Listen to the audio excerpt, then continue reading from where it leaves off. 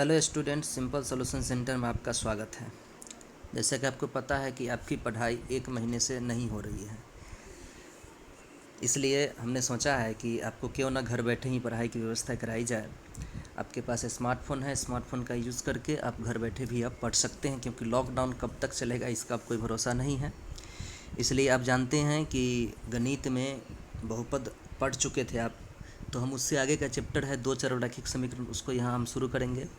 नवम वर्ग में भी दो चररैखिक समीकरण पढ़े थे, यहाँ पढ़ना है दो चररैखिक समीकरण युग्म।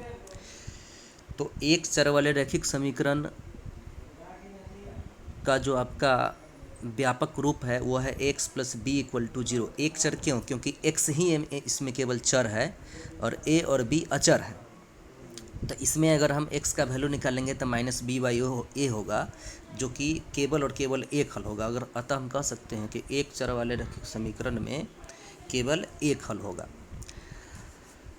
अर्थात अब हम यहाँ देखते हैं कि दो चर वाले रैखिक समीकरण का व्यापक रूप क्या होता है। तो ये 9th में भी पढ़े थे, x plus b y equal to x plus b y plus c equal to 0, जहाँ ए बी कभी भी 0 के बराबर नहीं होगा और इसके हलों की संख्या अनंत होती है। एग्जाम्पल के तौर पर हम लोग देखेंगे कि 2x plus 3y plus 2 equal to 0, x minus 2y plus 1 equal to 0, x plus y equal to 0। आप देख सकते हैं कि 2x plus 3y plus 2 equal to 0 x plus b y plus c के रूप में है। अगर दोनों को हम कंपेयर करेंगे तो यहाँ a का मान 2, b का मान 3 और c का मान 2 है। दूसरा समीकरण को आप देख लीजिए, इसमें a का मान x के गुणांक में कुछ रूप नहीं दिखाई दे रहा है, तो इसका मतलब a का मान 1 है, b का मान -2 है और c का मान 1 है। और तीसरा समीकरण में a का मान 1 है, b का मान 1 है और c नहीं दिख रहा है, इसका मतलब c का मान 0 है। तो इस तरह से आप दो चर वाले रैखिक समीकरण को समझ गए। लेकिन ये सब नवम वर्ग की बात है। अब हम आगे देखते हैं। चूँकि नवम वर्ग में भी आप दो चर वाले रैखिक समीकरण का ग्राफीय अर्थात ज्यामितीय निरूपण पढ़ा था, उसका एक बार हम रिवीजन कर लेते हैं। एग्जाम्पल के तौर पर देख लीजिए, x plus y equal to 0 है, तो y को इधर ले आइएगा इस साइड में, तो प्लस है तो माइनस हो जाएगा, तो x इक्वल टू हो जाएगा माइनस वाई। इसका हम भुजकोटि सारणी बना लेते हैं। तो x equal to minus y है, y तो y ही है। y का मान अगर आप 1 डालते हैं तो चूंकि x equal to minus y है, तो y की जगह 1 डालिएगा तो -1 हो जाएगा, y की जगह 2 डालिएगा तो -2 हो जाएगा, y की जगह 4 डालिएगा तो -4 हो जाएगा। तो इस तरह से हमारा भुजकोटि सारणी बन गया। इसी को हम एक ग्राफ में दर्शा देते हैं। आप देख सकते हैं, इसके लिए आपको एक x अक्ष खींचना है, एक y अक्ष खींचना है। दोनों पर समान स्केल लेकर के 1 2 3 4 5, माइनस में भी 1 2 3 4 5 x अक्ष और y अक्ष दोनों पर दर्शा देंगे। अब जो हमारा भुजकोटि सारणी में -1 और 1 है, उसे ग्राफ की बिंदु पर लाएंगे। तो -1 और 1 देख लीजिए, दोनों आपके ग्राफ की कॉपी में -1, x पर -1 और y पर 1, जहाँ पर एक दूसरे को काटता होगा लाइन, वहीं पर बिंदु करेंगे। फिर x पर -2 देख लीजिए कहाँ पर है, वो रेखा देख लीजिए कहाँ तक गया है, और y पर 2, दोनों एक दूसरे को जहाँ काटेगा वहाँ बिंदु करेंगे। हम यहाँ किए हुए हैं -2, और x पर -4 और y पर 4 देख लीजिए कहाँ पर है। तो इस तरह से हमारा दो चर वाले रैखिक समीकरण का ग्राफीय निरूपण हो गया। अब हम दूसरा एग्जाम्पल लिए हैं, 5x minus 2y plus 3 equal to 0। इसमें यहाँ पर एक आपको मिस्टेक है, आप देख सकते हैं कि 2y को हम इधर लिए हैं, तो 2y इधर लिए हैं, तो इसमें होना चाहिए था कि जब 2y इस साइड में आ गया, उस स्थिति में 3 तो प्लस में है, जबकि हम यहाँ पर लिखे हैं 3 लिखे हैं माइनस में, तो वहाँ पर प्लस हो जाएगा। ध्यान में रहेगा कि वो प्लस हो जाएगा। तो उस हिसाब से ये तो सारणी ही गलत हो जाएगा, लेकिन आप 3 को प्लस में करके सारणी को इसी तरह बैठा करके ग्राफ खींच सकते हैं। खैर, यहाँ पर हमें सिंगल समीकरण नहीं पढ़ना है, युग्म समीकरण पढ़ना है। तो अब देखिए, जो 10th क्लास में आपको पढ़ना है, एक्चुअल में आपकी पढ़ाई यहाँ से शुरू होती है कि दो चरों वाले रैखिक समीकरण युग्म मतलब जोड़ा, यानी कि अब समीकरण अकेला नहीं रहेगा, दो रहेगा। इसका व्यापक रूप हो गया a1x plus b1y plus c equal to 0, a2x plus b2y plus c2 equal to 0। तो यहाँ पर आप a1 b1 और a2 b2 कभी भी 0 के बराबर नहीं हो सकता है, क्योंकि ये अगर 0 हो जाएगा तो देख लीजिए a1 0 होने के बाद a1 0 गुने x जीरो हो जाएगा, b1 जीरो होगा तो जीरो गुने वाई जीरो हो जाएगा। x और y अगर जीरो हो जाए तो दो चर रहेगा कब, इसलिए a1 b1 और a2 b2 कभी भी जीरो के बराबर नहीं हो सकता है। c1 और c2 जीरो के बराबर हो सकता है। एग्जाम्पल के तौर पर आप देख सकते हैं 2x plus 3y plus 1 equal to zero, ये पहला समीकरण से कंपेयर कीजिए तो a1 का मान 2, b1 का मान 3 और c1 का मान 1 है। फिर a2x plus b2x plus c2 को दूसरा समीकरण से कंपेयर कीजिए तो a2 का मान 5, b2 का मान 3 और c2 का मान 2 है। उसी प्रकार से एग्जाम्पल तीसरा में आप देख सकते हैं। तीसरा में आपको लग रहा होगा कि इसमें 2x plus 3y equal to zero है तो c टर्म तो है नहीं, c नहीं है तो c का मान जीरो हो जाएगा। उसी प्रकार से चौथा में आप देख सकते हैं कि x plus 2y equal to 3 है, जबकि हम पढ़े हैं a1x plus b1y plus c1 equal to zero.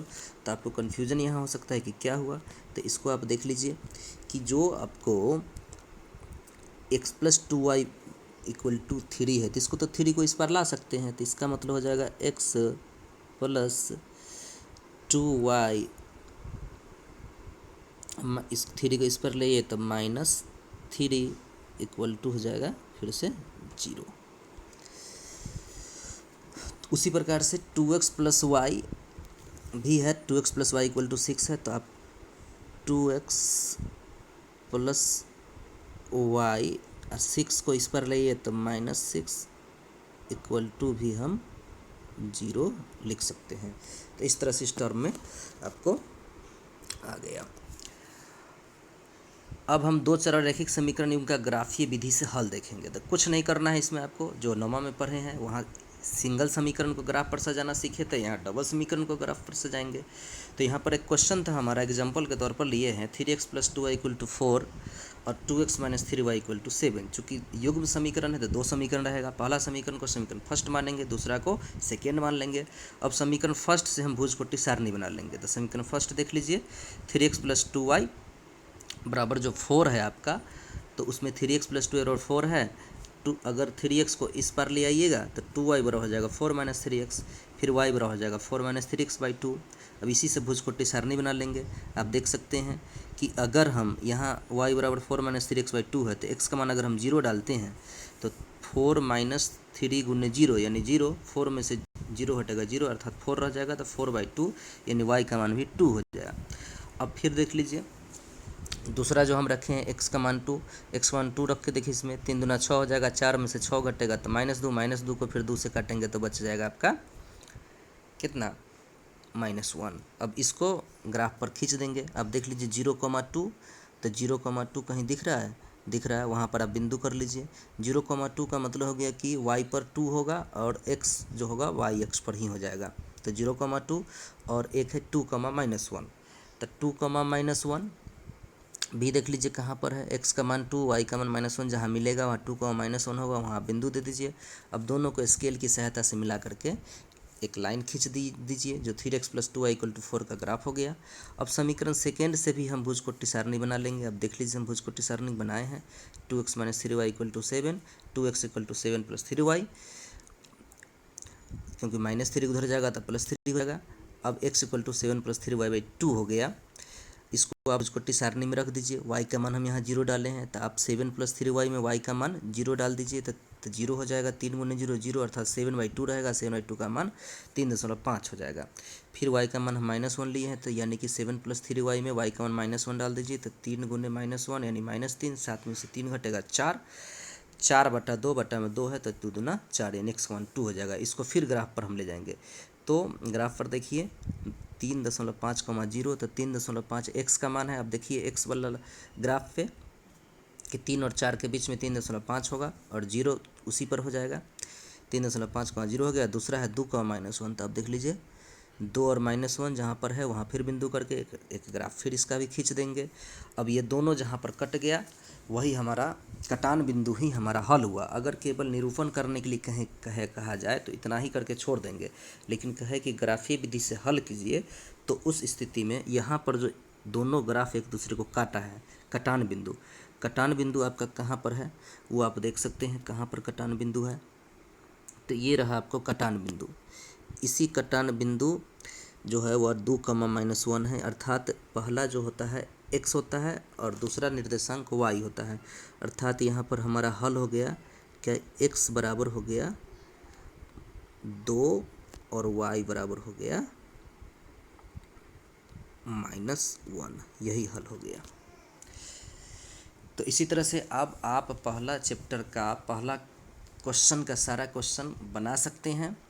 अपने ग्राफ की कॉपी में बनाइए, ग्राफ की कॉपी में बना करके आपका हल आंसर आ गया तो ठीक है, नहीं आया तो फिर हमसे आप पूछिए, और जो बनाते हैं उसको इस ग्रुप में डाल दीजिए ताकि उसको हम चेक भी करें।